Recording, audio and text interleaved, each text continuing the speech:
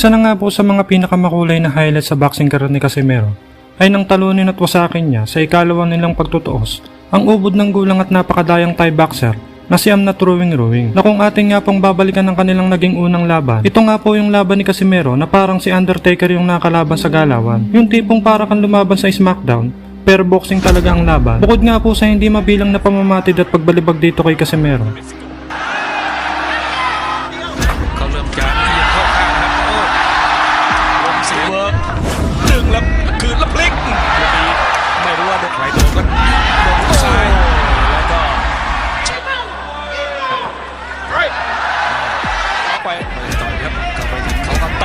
ต่อลำตัวโอ้โหใช้เหลี่ยมนี่อยากจะเข้าไปโดนดักแล้วครับซ้ายแม่เอ้าล็อกแล้วต้องปล่อยจังหวะปล่อย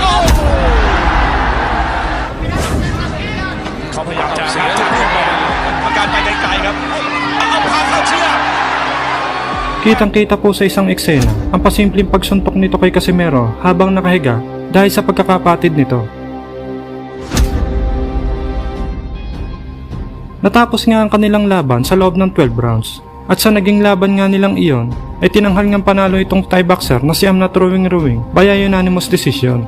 May 25, 2016, muli nga pong nagkaharap ang dalawang fighter upang tuldukan ang kanilang nasimulang laban. At sa laban nga po nilang iyon ay matagumpay na nakamit ni Casimero ang matamis na pagkapanalo via knockout sa ika-4 na round. Matapos tumama ang isang solidong left hook sa nguyang-nguyaan nitong Thai boxer at sa huling banat nga po ay ang pamatay na body shot.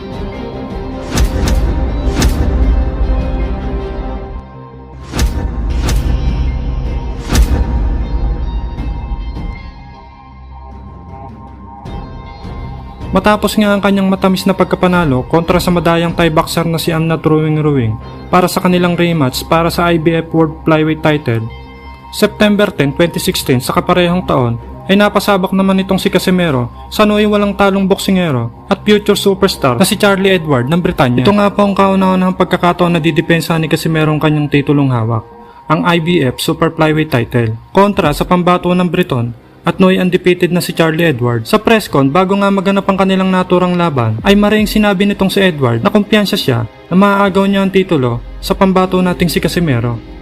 I feel ready, I'm confident I can do the business. I've looked at Casimero and I really do believe that I'm going to take that title away from him and I'm going to take it in style. I'm going to introduce myself to the world scene on Saturday. Balikan po natin ang naging laban ng pambato nating si Casimero kontra sa pambato naman ng Britanya, ang undefeated British boxer na si Charlie Edward, na kung saan pinatikim nga ni Casimero ng unang pagkatalo. Sa pagsisimula ng kanilang laban, malulutong na kombinasyon agad ang pinakawala ng pambato nating si Casimero. Samantalang itong si Edward ay puro jab at halatang naninimbang pa sa kanilang laban.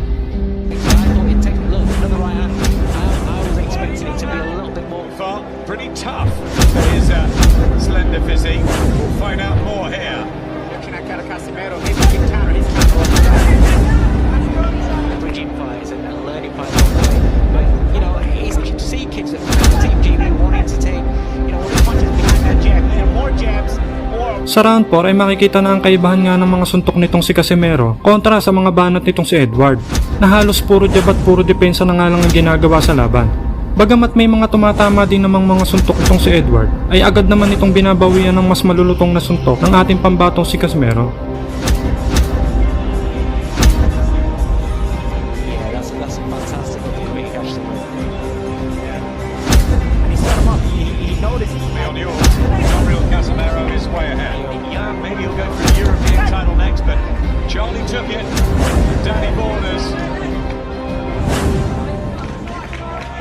Right here, you want to see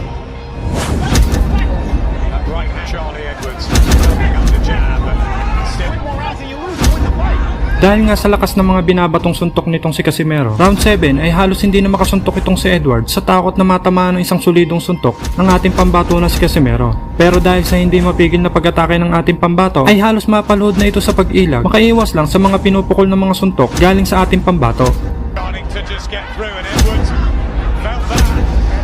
Big shots here from Casimero, and Charlie Edwards has to hold on and cling. And has he got the experience and knowledge? He know how to do it. Keep Edwards, or at least if he's going to duck that way, put his hand in front of his face, palm down in front of your face. palm facing the floor. Open door, what happens? You'll catch the uppercut.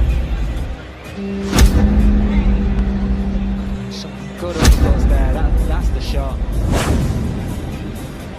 Again, Edwards is showing his toughness. Again, it's Casimero. Casimero's actually doing it to him there. Big right hand. There's another one. Oh, and he's just gripping down on that gum shield, Charlie Edwards. Many times. Charlie now is using his legs. He's going to beat the willingness to win out of him. Trying to rat-a-tat, get the punches home. And he's Body shots that he said, round five. This is the thing about being a pro. The sustain. At pagpasok nga ng round 10 ay dito na. Dito na tumama ang isang solidong uppercut sa panga nitong British fighter dahilan sa pagbagsak nito sa lona.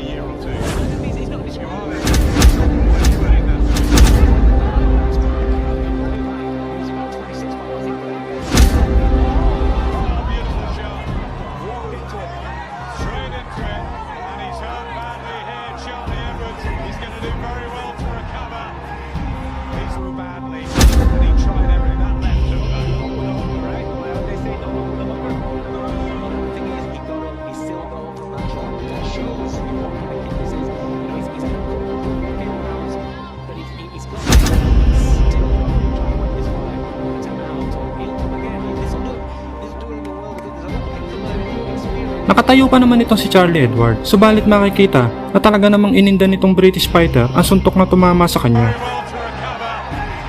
He's brave. He gets to his feet. His legs have gone. He's been asked to walk forward. Steve Grace giving him every opportunity. Every opportunity. Casimero. At sa ikalawang pag-atake nga nitong si Casimero, ay itinigil na ng third man in the ring ang laban upang maiwasan ang pinsalang aabutin pa nitong si Edward. It is over. John Real Casimero successfully defends his IBF title on the road again. Ang panalong ito ni Casimero kay Edward ay naging una at huling pagdepensa nito sa kanyang IBF World Flyweight title na sa kalaunan ay kanya ring binitawan para umakyat ng Junior Bantamweight Division. To continue, the winner and still the IBF Flyweight Champion of the World, John Riel Casimero. Bakit nga po kaya sa mundo natin napakaraming mapanghusga? Ito nga po yung mga tao na nagbabase lang sa kung anong kanilang nakikita. Hindi naman siguro lahat ng mayabang at maangas yun na ang talagang tunay na panlabas. Dahil kung minsan, sa totoong buhay, sila pa yung kahanga-hanga at talagang totoong tunay. Kumpara mo naman sa animo hindi makabasag pinggan. Isang maamong tupa na tila kay bait-bait at walang nagagawang katarantaduhan. Pag linggo makikita mo nakaluhod sa loob ng simbahan. Pero kung makapanghusga ng tao, ay naku po, talaga namang kainaman. Kala mo'y walang nagagawang katarantaduhan. Sino ba nga naman na mag-aakala na ang binatang ito na nangarap maging isang pulis ay magiging isang 3-division World Boxing Champion? Ngunit bago nga niya makamit ang kanyang tinatamasang karangyaan, ay talaga rin namang katakot-takot na pasakit at pagsubok ang kanyang mga pinagdaanan. Matapos nga maagaw ng tinaguri ang angas ng Pinas, John Riel Casimero, ang interim WBO Bantamweight title sa Meksikanong si Ricardo Espinosa Franco by a 12-round knockout noong taong 2019, ay isa na namang panibagong world record ang naitala sa kasaysayan ng boxing sa Pilipinas. Nang tanghalin ito bilang ika-4 na Pinoy na nanalo ng 3 titulo sa 3 magkakaibang dibisyon. 4 na buwan nga lang ang nakalipas, ay tinapat agad ito sa Nooy WBC Pecom Box Super Bantamweight Champion at rank number 10 WBO contender na si Cesar Ramirez, isa ring Meksikano.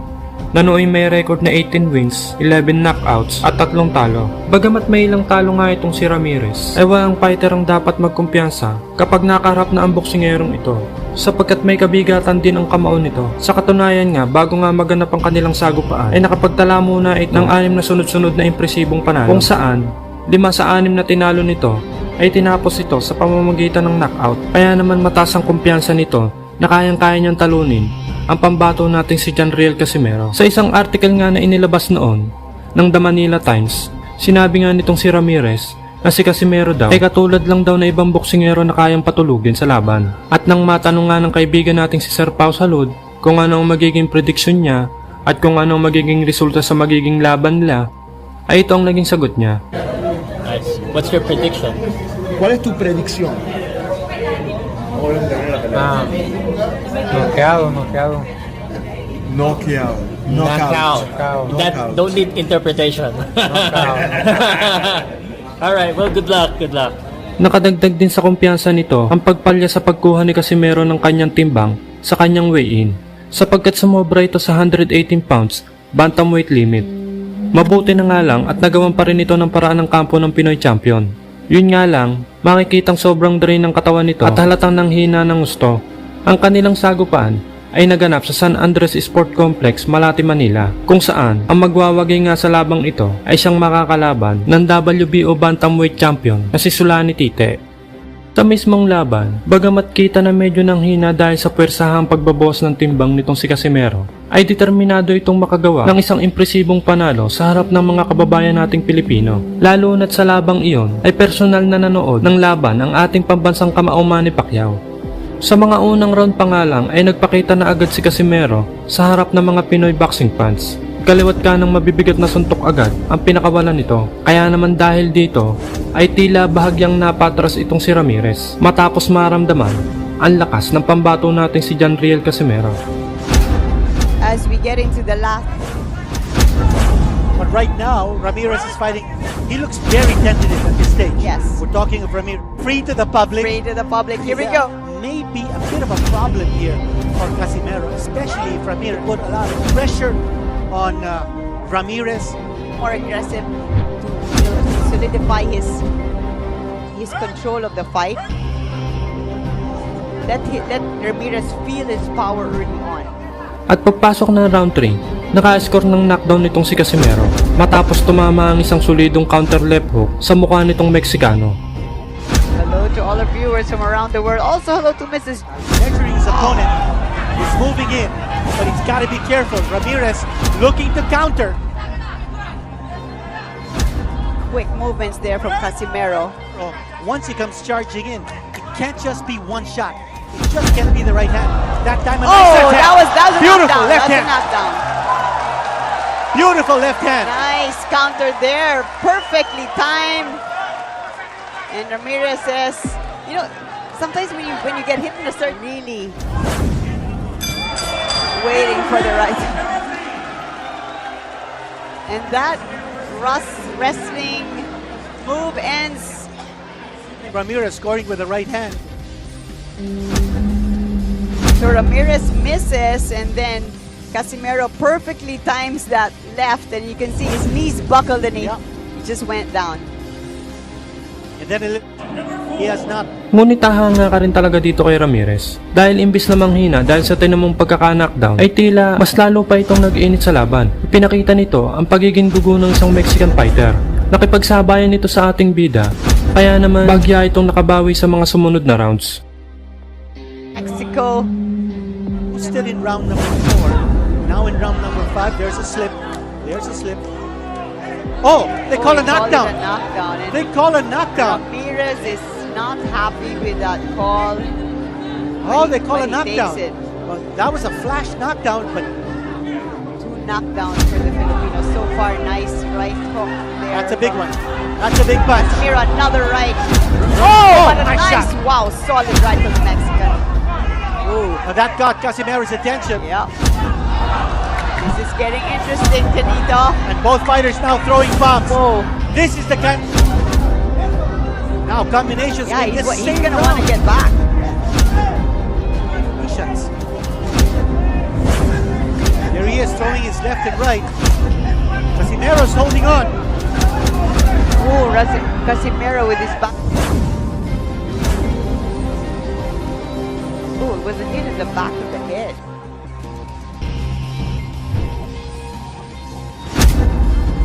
There was that shot, the right hand. But that didn't cause the knockdown. Then there was that There was big a punch big with the right hand. Yeah, you can see that.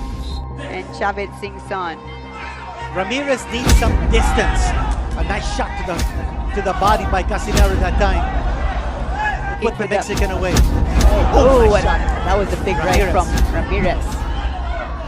That time Oh, he had his another distance. right. Oh, Ramirez now pouring it on. Big round here for Ramirez. Mexican corner getting really excited. Another strong right from the Mexican. pouring it on Kenita right here. Big round here for Ramirez. That time Casimero throwing the right hand. Crowd loving the action. This fight is not going to go to distance. No, Nice both. shot. Casimero throwing one punch. At pagsapit nga ng round 7, ay dito na. Dito na nakaganti ang ating bida. Matapos mapansin na tila naubusan na ng hangin itong si Ramirez. Kaya naman, wala nang sandali pang inaksaya ang ating pambato at agad binanatan ang dayong Meksikano. You're big. Exactly. He's been down twice. He knows Oh! points. Wow! There we go. That was a solid right from Casimero. And Ramirez holds on. Whoa! Both fighters are down. Referee pulling them apart. He's having difficulty breathing because of the... Oh, another solid right from Here we go. Casimero. And he's down. Oh. He's down. They're going to call a knockdown. Wow. A solid Casimero flurry. went through the ropes there. But Casimero needs to be in a neutral corner. There's blood. Oh man, it is all heart now Yeah. for the Mexican. Oh! Another, oh boy! It One is- more big punch. And watch it right here. Oh, there's another big left there from Casimero. That was the big punch, the right hand. And then Casimero, as we were saying, he needed to crowd Ramirez, get into his chest. And a big punch there. And the crowd is on for a couple of big ones. to He's finish looking for off. the coup de grace. He's looking to win this fight. Oh, nice! Nice shot there by Ramirez. Ramirez fights back. Oh, look at how he catch their breath. Oh, solid Nice. uppercut. Casimero able to get out those Oh, nice shot. punches and punches. That was a solid right from Right hand. And Casimero. Answers back. Beautiful. Upstairs hitting from the Philippines.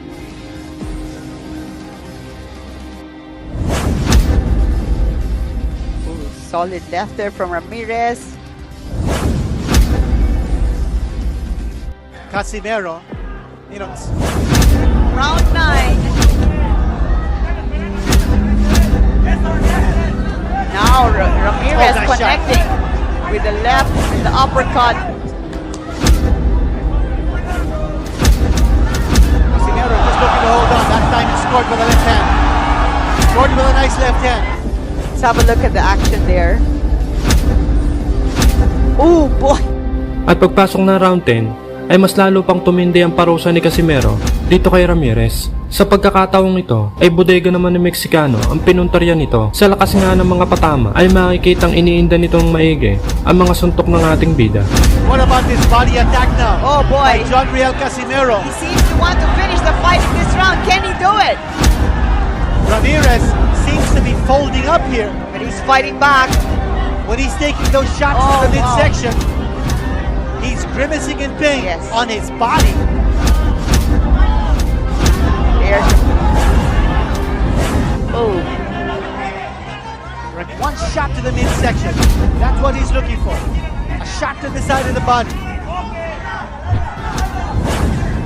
but make no mistake about it. Oh, down! It's down! It's down! And I think it's out. It's over. Seal the win for the Filipino. Big shot right there. Boom, And then the right hand. Mouthpiece off. Pushes him back and then boom. Solid right it was. Nothing left. The And his reliable eyes right. were gone. I was actually Oh. looking for a body shot to end it.